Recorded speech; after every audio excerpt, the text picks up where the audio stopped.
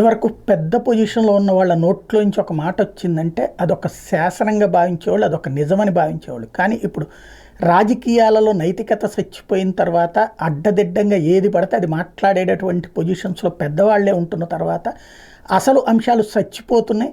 సామాన్య కార్యకర్త నోరు జారేటటువంటి స్థాయిలో అగ్రనాయకులే నోర్లు జారుతున్నటువంటి సందర్భంతో వ్యవస్థలు చచ్చిపోతున్నాయి. ఇది ఎందుకు చెప్పాల్సి వస్తుందంటే ఒక వ్యక్తిని నిందితుడు వేరు, నేరస్తుడు వేరు.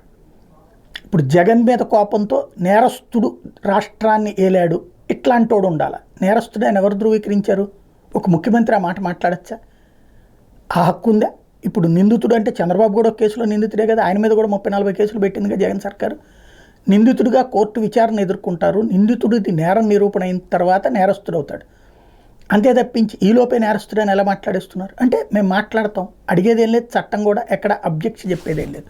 అలాగే ఒక బ్యారేజీని బోట్లతో గుద్దేస్తున్నారు, 1,00,000 మందిని చంపేద్దాం అనుకున్నారంటే ఇది ఎవడో మాట్లాడితే వెటకారం అనుకుంటారు. కానీ ఏకంగా ముఖ్యమంత్రే మాట్లాడితే ఒక కామెడీ మాట, అది సీరియస్గా మాట్లాడితే దాన్ని అవునవునని చెప్పి మాట్లాడేటటువంటి వాళ్ళు రాజ్యాంగబద్ధ పదవుల్లో ఉన్నటువంటి మంత్రులు అవుతుంటే ఎక్కడ ఉంటుంది లెక్క?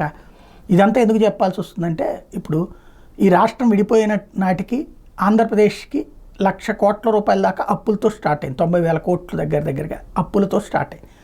ఆ తర్వాత చంద్రబాబు టైంలో 2.5 లక్షల కోట్ల అప్పులు తీసుకున్నారు. కార్పొరేషన్లతో కలిపితే 4.5 లక్షల కోట్లు అప్పు అయినాయి అన్నటువంటిది జగన్ సర్కార్ చెప్పింది. అదే సందర్భంలో జగన్ వచ్చిన తర్వాత 14 లక్షల కోట్ల అప్పులు తీసుకున్నారన్నారు, ఇప్పుడు 10 లక్షల కోట్లు అంటున్నారు. అంటే ఈ 4 లక్షల కోట్లతో కలిపి 10 లక్షల కోట్ల, లేకపోతే ఇంకో 10 లక్షల కోట్ల అంటే లెక్కేమీ లేదు, అడిగేదేం లేదు, ఎవడిష్టం వచ్చినట్టు అటు రాసుకోడు. కేంద్ర ప్రభుత్వం చెప్పింది, రిజర్వ్ బ్యాంక్ చెప్పింది, టోటల్గా ఇదొక 4.5 లక్షల కోట్లు, అదొక 2 లక్షల కోట్ల రూపాయలు, టోటల్గా 6.5 లక్షల కోట్లు అంటే 10.5 లక్షల కోట్లు అని చెప్పడం. 10.5 లక్షల కోట్లకి 1,00,000 కోట్ల రూపాయలు వడ్డీలు కట్టాల్సి వస్తుందని తాజాగా చంద్రబాబు గారు చెప్పారు. 1,00,000 అంటే 10 లక్షల కోట్లకి 1,00,000 కోట్ల రూపాయలు వడ్డీ ఇవ్వాలంటే ఏ రేంజ్లో వడ్డీ అవుతుంది అంటే 10 లక్షలకి 1,00,000 అంటే 10 రూపాయలు వడ్డీ పడుతున్నటువంటి పరిస్థితి.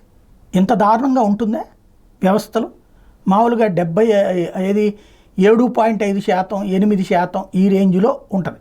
30 రూపాయలకు వడ్డీలు తీసుకుంటారు, కానీ ఇట్లాగ ఉంటుందా? ఇంకోటి 5 ఏళ్లలో అప్పులకి 1,00,000 కోట్ల రూపాయలు వడ్డీ అయిపోతుందా? 5 ఏళ్లలో వడ్డీలకి అప్పులకి. ఇంకోటి ఎఫ్ఆర్బిఎం నిబంధనలకు విరుద్ధంగా ఉంటుందా? కాకపోతే ఈ సామాన్యుడికి అనవసరం, భారీ అమౌంట్ కనబడాలా, భారీ విమర్శ కనబడాలి.